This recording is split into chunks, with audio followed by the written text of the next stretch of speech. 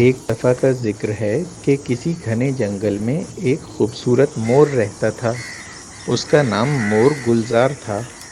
مور گلزار اپنے رنگین پروں اور شاندار ناچ کی وجہ سے مشہور تھا۔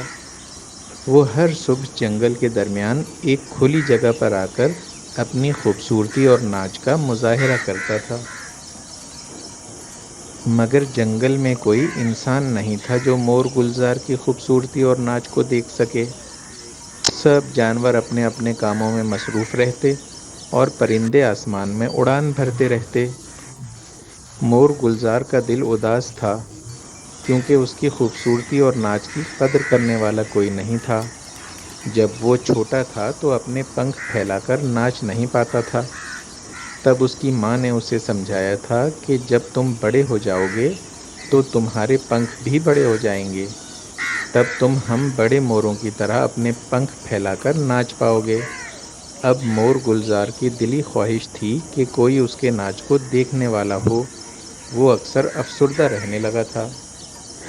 مور کو یوں اداس دیکھ کر کبھی کبھار ہاتھی اس سے کہتا کہ تم اتنا کیوں ناچتے ہو جبکہ اسے دیکھنے والا بھی کوئی نہیں۔ اسی طرح کبھی خرگوش مور گلزار سے کہتا کہ تمہاری خوبصورتی تو صرف تمہارے اپنے لیے ہے، دوسروں کے لیے نہیں۔ یہ سب باتیں سن کر وہ اداس ضرور ہوتا لیکن اس نے کبھی ناچنا نہیں چھوڑا، کیونکہ ایسے میں ہرن اس کو حوصلہ دیتا کہ تم اپنی کوشش اور ناچ جاری رکھو، ایک دن تمہارا سراہے جانے کا خواب ضرور پورا ہوگا۔ پھر یوں ہوا کہ ایک دن ایک دور دراز گاؤں سے ایک لڑکی جس کا نام رانی تھا جنگل میں پھول چننے کے لیے آئی۔ رانی کو جنگل کی خوبصورتی اور سکون بہت پسند تھا۔ اچانک اس نے ایک مدھر سی آواز سنی۔ وہ اس آواز کی طرف بڑھنے لگی۔ جب وہ قریب پہنچی تو اس نے ایک مور کو اپنے رنگین پروں کو پھیلائے ناچتے ہوئے دیکھا۔ رانی بہت دیر تک وہیں کھڑی مور کا ناچ دیکھتی رہی۔ وہ مور کی خوبصورتی اور ناچ سے بہت متاثر ہوئی اور اس نے تالیاں بجا کر اس کی تعریف کی۔ مور گلزار نے پہلی دفعہ کسی انسان کو اپنے ناچ کو سراہتے ہوئے دیکھا۔ وہ اس بات سے بہت خوش تھا اور اس نے اور بھی خوبصورت ناچ دکھایا۔ رانی نے واپس گاؤں جا کر سب کو مور گلزار کے بارے میں بتایا۔ جلد ہی گاؤں کے لوگ بھی جنگل میں آ کر مور کا ناچ دیکھنے لگے۔ وہ اس کا ناچ دیکھ کر اس کی بہت تعریف کیا کرتے۔